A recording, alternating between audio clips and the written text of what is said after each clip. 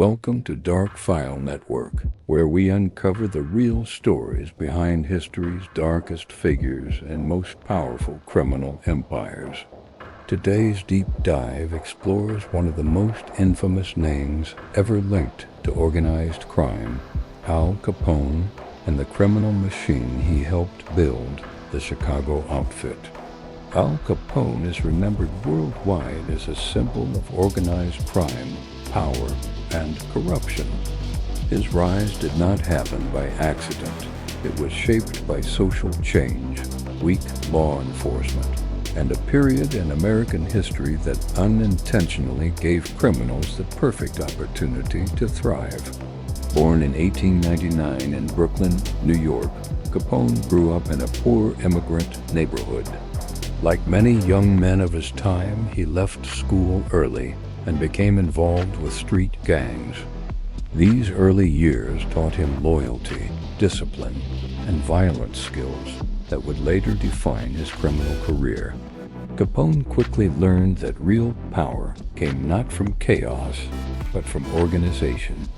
In the early 1920s, Capone moved to Chicago, a city exploding with opportunity and crime. The United States was under Prohibition, meaning alcohol was illegal to produce and sell. Despite the law, public demand for alcohol remained high. This created a massive underground market, and Capone saw exactly how to exploit it. Through bootlegging, illegal bars known as speakeasies, gambling, and protection rackets, Capone helped turn the Chicago Outfit into a criminal empire. The outfit operated like a business, not a street gang. Everyone had a role, territory was carefully controlled, and profits were tracked and shared. At its peak, the organization earned millions of dollars a year. What made Capone especially dangerous was his influence beyond crime. He bribed police officers, judges, and politicians, ensuring protection for his operations. Corruption allowed his organization to operate openly while avoiding serious consequences.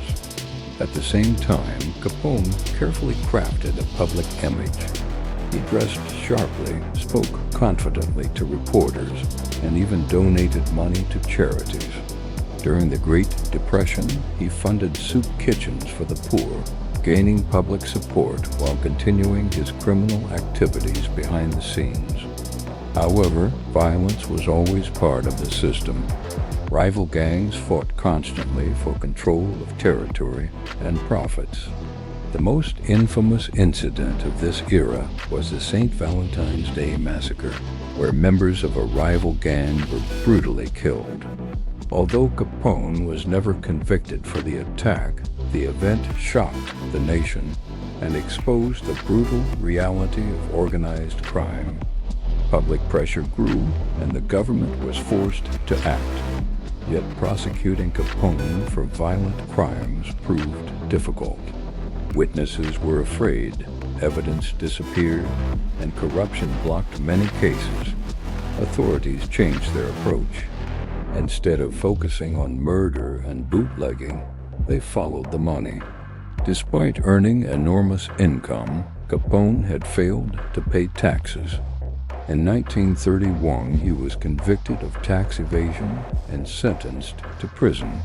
This moment marked a major turning point in the fight against organized crime. It showed that even the most powerful criminals could be brought down through financial investigation.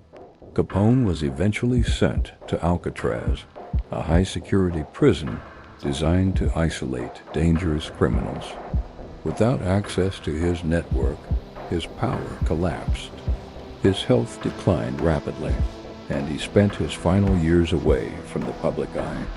He died in 1947, no longer the kingpin he once was. The legacy of Al Capone and the Chicago Outfit still matters today.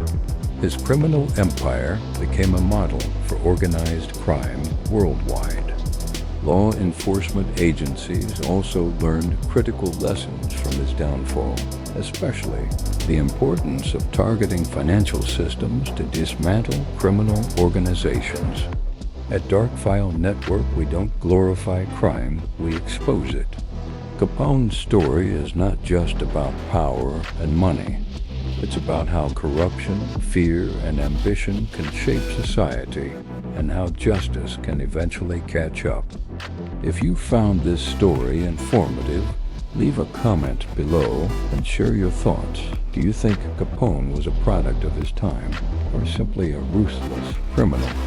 Subscribe to Dark File Network for more deep investigations into true crime, hidden history, and the dark files the world never forgets.